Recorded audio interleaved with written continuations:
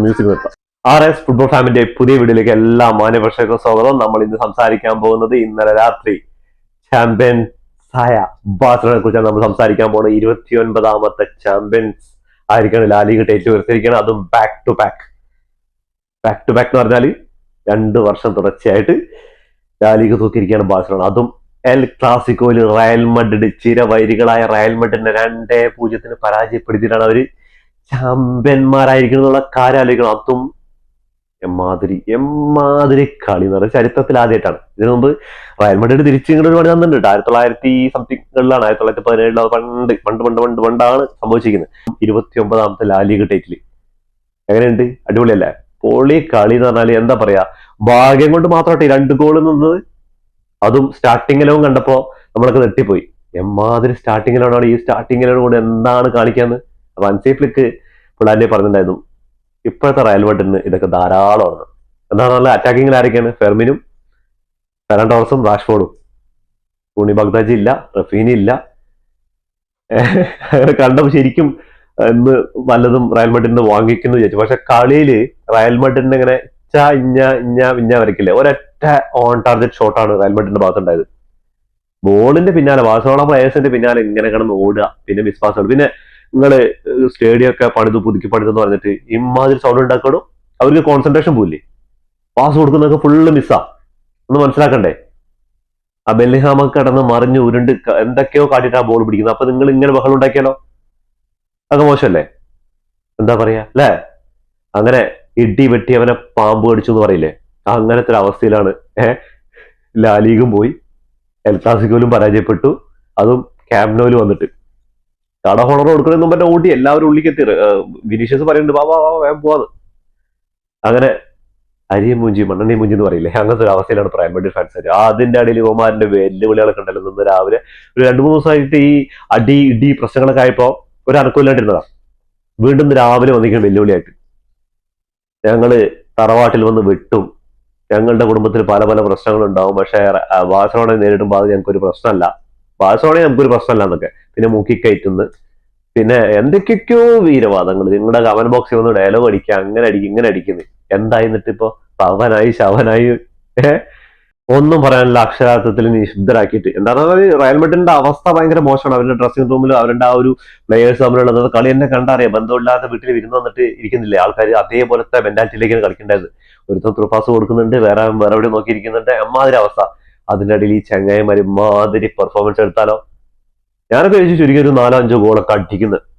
First ഹാഫിൽ തന്നെ റയലിനും 1-2 chance ഒക്കെ കിട്ടിയിട്ടുണ്ടായിരുന്നു. പക്ഷെ ഒരെണ്ണം മാത്രം ഓണ്ടാച്ചെല്ലി കളി മൊത്തം എടുത്തു നോക്കിയപ്പോൾ ഓണ്ടാച്ചൽ ഒരൊറ്റ ഷോട്ടാ.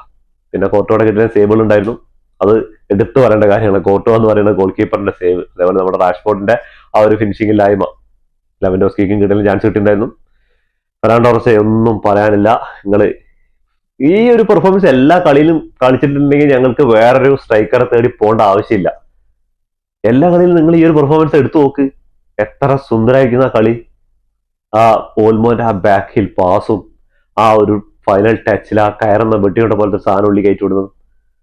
പിന്നെ റാഷ്ഫോർഡ് കിട്ടും, ഡിഫിക്കൽട്ടായിട്ടുള്ള സാധനങ്ങളൊക്കെ കോളാക്കും. ആ ഫ്രീ കിക്ക് എമ്മാതിരി ഫ്രീ കിക്കണോ. 2011 ആണ് തോന്നുന്നു എൽ ക്ലാസിക്കോയില് ബാഴ്സലോണയ്ക്ക് വേണ്ടിയിട്ട് അവസാനമായിട്ടൊരു free kick, direct free kick goal വന്നിരിക്കുന്നത്. അത് സാക്ഷാൽ ലയണൽ മെസ്സിയുടെ. ലയണൽ മെസ്സി കമന്റിട്ടുണ്ട് ചാമ്പ്യന്മാർക്ക് അഭിവാദ്യങ്ങളായിട്ട്. ഇപ്പോഴും ഒരു ഫാൻ ബോയ് ആണോ ചങ്ങായി? അപ്പോ ഇന്നത്തെ കളിയുടെ പ്രത്യേകത എന്ന് പറഞ്ഞാൽ 106 മത്സരങ്ങളായി. ഇനിയിപ്പോ പറയില്ലല്ലോ ഞങ്ങളാണ് കൂടുതൽ നിങ്ങളാണ് കൂടുതലൊന്നും. 106 മത്സരങ്ങൾ 2 ടീമുകളും വിജയിച്ചിരിക്കുകയാണ്. അതേപോലെ തന്നെ അതിനിടയിൽ വിനീഷ്യസ് ഇങ്ങനെ 15ന്റെ കണക്കൊക്കെ പറയുന്നുണ്ടായിരുന്നു.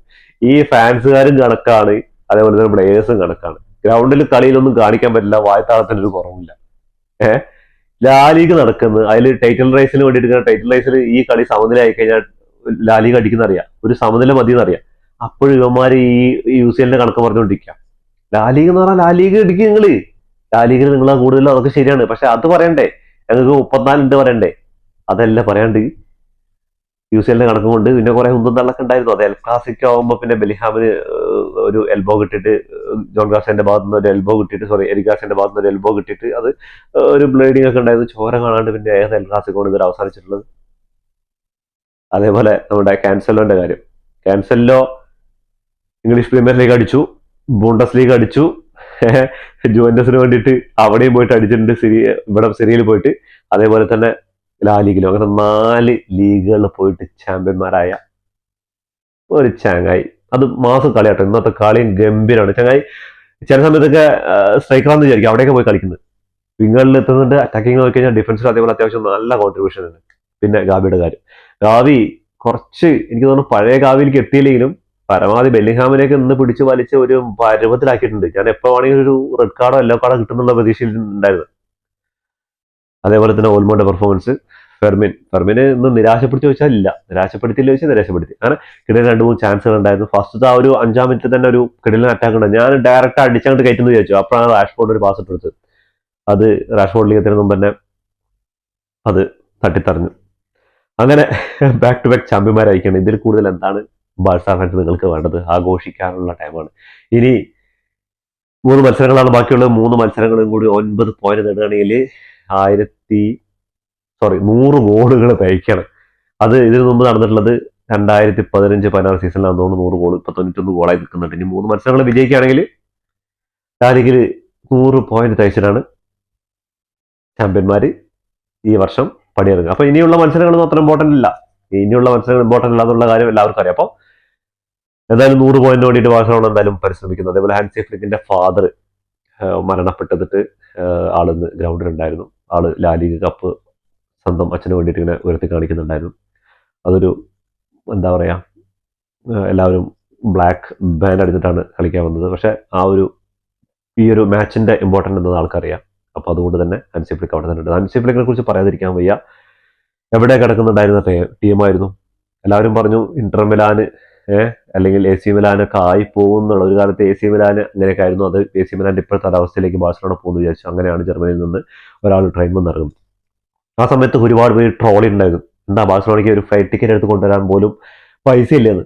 അങ്ങനെ വന്ന് ചരിത്രം തിരുത്തിയിട്ട് കഴിഞ്ഞ സീസണിൽ ഡൊമസ്റ്റിക് ട്രിബിൾ അടിച്ചു. ഈ സീസണിൽ ലാ ലീഗും തൂക്കി, സ്പാനിഷ് സൂപ്പർ കപ്പും തൂക്കി. ചാമ്പ്യൻസ് ലീഗ് 2 സീസണിലും സെമി ഫൈനലിലും ക്വാർട്ടർ ഫൈനലാണ് ആളുടെ കയ്യിൽ നിന്ന് പോയത്. അതെന്തായാലും അടുത്ത വർഷം ഒരു സ്ട്രൈക്കറും ഒരു ഡിഫൻഡറൊക്കെ വന്നു കഴിയുമ്പോൾ ബാഴ്സയിൽ ആ ഒരു ചാമ്പ്യൻസ് ലീഗിനും, എന്താ പറയുക, ചാമ്പ്യൻസ് ലീഗിൽ ഇങ്ങനെ ആ ഒരു പരിചയസമ്പന്നത എന്ന് പറഞ്ഞാൽ വലിയ കാര്യം തന്നെയാണ്. അത് ഗോൾ കീപ്പർ ആയാലും ഡിഫൻഡർമാരായാലും അറ്റാക്കേഴ്സ് ആയാലും എല്ലാത്തിനും ഉണ്ട് അതിൻ്റെതായ ഒരു പരിചയസമ്പന്നത വേണം. അപ്പൊ അതെന്തായാലും തീർച്ചയായിട്ടും അടുത്ത സീസണോട് കൂടിയിട്ട് തിരിച്ചു കൊണ്ടുവരും. ലാ ലീഗ്, കോപ്പ ഡെൽ റേയിലും അതേപോലെ സൂപ്പർ കപ്പും അതേപോലെ ചാമ്പ്യൻസ് ലീഗും ബാഴ്സലോണ തൂക്കുന്നുള്ള കാര്യത്തിൽ സംശയമൊന്നുമില്ല. ലാ ലീഗിൽ ക്യാമ്പ് നോയിൽ 18ാമത്തെ വിജയമാണ്, കണ്ടിന്യൂസ് ആയിട്ടുള്ള വിജയമാണ് ബാഴ്സലോണയ്ക്ക്. അതേപോലെ തന്നെ യമാലിന്റെ കാര്യം എടുത്തു പറയേണ്ടതാണ്. യമാൽ ഇന്ന് ഗ്രൗണ്ട് ഇല്ല എന്നുള്ളത് ശരി, പക്ഷെ ആ സെലിബ്രേഷന് കാര്യങ്ങൾ ജേഴ്സിയൊക്കെ ഇട്ട് വന്ന് ഗംഭീര സെലിബ്രേഷൻ ആയിരുന്നു. ചങ്ങായി 3 ലാ ലീഗ് എടുത്തിടൂ. ഈ ഒരു 18 വയസ്സിലുള്ള 3 ലാ ലീഗ്, സാക്ഷാൽ ക്രിസ്ത്യാനോ റൊണാൾഡോ വരെ 2 ലാ ലീഗ് തൂക്കിയിട്ടുള്ളൂ. ഈ ഒരു 18ാമത്തെ വയസ്സാകുമ്പോഴേക്കും 3 ലാ ലീഗ് തൂക്കിയിരിക്കുകയാണ്. ചില്ലറയല്ല ചങ്ങായിയുടെ. ആളും കൂടി ആ ഗ്രൗണ്ടിൽ ഇന്നത്തെ സ്റ്റാർട്ടിങ്ങിൽ ഉണ്ടാവുന്ന ഭയങ്കരമായിട്ട് ആഗ്രഹമുണ്ടായിരുന്നു. റഫീനെ സബ്സ്റ്റിറ്റ്യൂട്ട് ചെയ്തിട്ട് സെക്കൻഡ് ഹാഫിൽ സബ്സ്റ്റിറ്റ്യൂട്ട് ചെയ്ത് വന്നിട്ടുണ്ടായിരുന്നു. അതേപോലെ ബെർണാല് ഗ്രൗണ്ടിൽ ഇറങ്ങിയിട്ടുണ്ടായിരുന്നു. റഫീനയ്ക്ക് 1-2 ചാൻസ് കിട്ടിയിട്ടുണ്ടായിരുന്നു. അങ്ങനെ കളിയിൽ നോക്കുകയാണെങ്കിൽ ഒരു രക്ഷയില്ല, ഭാഗ്യം കൊണ്ട് മാത്രമാണ് ഒരു 4-5 ഗോള് റയലിന്റെ ബോസിലേക്ക് കയറാതിരുന്നത്. അപ്പൊ എന്തായാലും അതുകൊണ്ട് റയൽ മാഡ്രിഡ് ആശ്വാസകരമായിട്ട് കിടന്നുറങ്ങാന്നുള്ള കാര്യത്തിൽ സംശയമൊന്നുമില്ല. പിന്നെ എടുത്തു പറയേണ്ട കളി എന്ന് പറഞ്ഞാൽ നമ്മുടെ ഗോൾ കീപ്പർ ഇന്നും ക്ലീൻ ഷീറ്റ് ആണ്. പക്ഷെ വലിയ എഫക്റ്റ് ഒന്നും ഉണ്ടായിട്ടില്ല. ലാ ലീഗിൽ ആള് ക്ലീൻ പെർഫോമൻസ് നടത്തിക്കൊണ്ടിരിക്കുന്നത്. അത് ചാമ്പ്യൻസ് ലീഗിലും ഇതേ പെർഫോമൻസ് തുടരണം അടുത്ത സീസൺ. എന്താ കാരണം എന്ന് പറഞ്ഞാൽ ചാമ്പ്യൻസ് ലീഗിൽ പരിചയസമ്പന്ന യൂറോപ്യൻ ക്ലബ്ബുകളായിട്ട് മറ്റുള്ള ക്ലബ്ബുകളായിട്ട് പുറത്തുള്ളതായിട്ട് കളിക്കുന്ന സമയത്ത് ആ ഒരു പരിചയസമ്പന്ന ഒരുപാട് ഗോളുകൾ, 44ഓളം ഗോളുകൾ വൈകിട്ടുണ്ട് ഈ സീസണിൽ ചാമ്പ്യൻസ് ലീഗിൽ. അപ്പൊ അതൊക്കെ ഇനി മാറിയിട്ട് നമ്മൾ മുന്നോട്ട് പോകുന്നുള്ള കാര്യത്തിൽ സംശയമൊന്നുമില്ല. ചാമ്പ്യൻസ് ലീഗും ബാലൻഡിയർ അടിക്കാൻ വേണ്ടിയിട്ട് പാരീസിൽ നിന്നൊരു ചങ്ങായി വണ്ടി കയറി വന്നിട്ടുണ്ടായിരുന്നു റയൽ മാഡ്രിഡിലേക്ക്. ചങ്ങായി വന്ന ശേഷം റയൽ മാഡ്രിഡിന് ഇതുവരെ കപ്പ് സ്വന്തമാക്കാൻ പറ്റിയില്ല എന്നുള്ള കാര്യമാണ്. ചങ്ങായിക്കാണെങ്കിൽ ഒരു ബാലൻഡിയറും കിട്ടിയിട്ടില്ല. എന്താ ചെയ്യാല്ലേ? അവിടെയാണ് ഈ PSG 2ാമത്തെ ഫൈനലിൽ എത്തിയിരിക്കുകയാണ് ഇപ്പോൾ. ഏത് ചാമ്പ്യൻസ് ലീഗിന്റെ കഴിഞ്ഞ പ്രാവശ്യം തൂക്കി, ഈ സീസണിൽ തൂക്കോ ഇല്ലെന്ന് അറിയില്ല. ആഴ്സണലായിട്ടാണ് ഫൈനൽ.